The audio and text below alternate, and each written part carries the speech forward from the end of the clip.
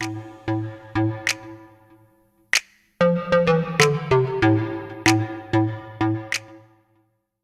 up, guys? Welcome back to the channel. Today's going to be a fun one. We're going to take my brother's 1991 Honda Acty out for a spin.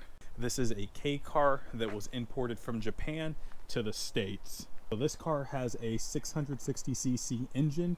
It's actually mated to a 5-speed transmission. More importantly, this thing has 4 freaking wheel drive. To me, that's pretty crazy that this small of an engine would have 4-wheel drive. I mean, it's 660 cc's and 3 cylinders. It just boggles my mind. Anyways, this is actually a mid-engine car. The engine cover panel is right here. Also, for how tiny the car is, it's actually pretty usable. This car is freaking cool, and I'm really hoping I can show that to you guys today. So we're gonna take this out for a spin, and I'll give you my thoughts on how this car handles and everything like that. All right, let's get this bad boy started. Gotta let the pump build some pressure. Put her neutral. She'll start eventually. Oh, there you go. The car may need a rebuild. That's okay though. E-brake comes off. Throw her into first. Ooh. And we're off. So the first thing I notice about this car is actually the visibility. It is some of the best visibility. Like, I can see everything going on. Now, I'm assuming this car has an OEM or OEM replacement clutch, and it actually feels really good. Super easy to get into gear. When I'm letting off the clutch, I easily find that friction zone, and boom, bump. Not too bad though. Point is, I easily find the friction zone, give it a little bit of gas, and it takes off with no issues. Now, I gotta say, the car does not have a lot of power, but in all honesty, it has a surprising amount of get up and go considering what this is. I have not been gunning it yet. The engine has to warm up still, but for cruising around town, it has plenty of power.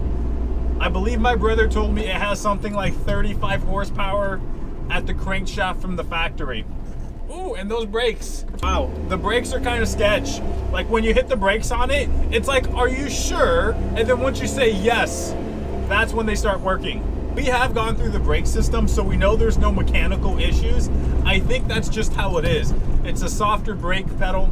The suspension's pretty good though for what it is. I think that's really important that I'm considering what this car is, because if I went and compared it to any modern car, it would be easy to say it rides like complete garbage.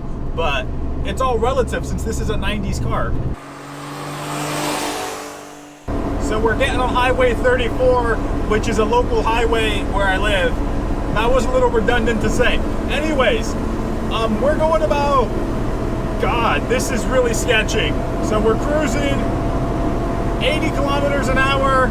This car's nearly at red line and it's barely able to keep up with the flow of traffic. First chance I get, I'm turning this around. Oh God, that was legitimately terrifying. When cars were passing, I could feel them pushing this car out of the way. Holy cow, I don't ever want to do that again. But we are on a backcountry road, so let's see how slow she is. This is second gear pull. We'll go down to about 2,000 RPM. A little bit slower. And we'll punch it. That's all the sauce. Woo! That's giving it all the throttle.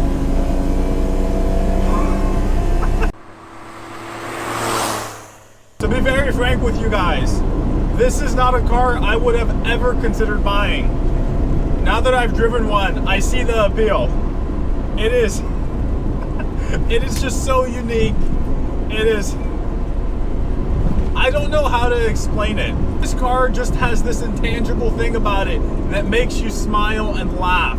It's freaking tiny, has no power, perfect for cruising around town. I literally love this. That being said, guys, hope you enjoyed the video. Catch you guys in the next one.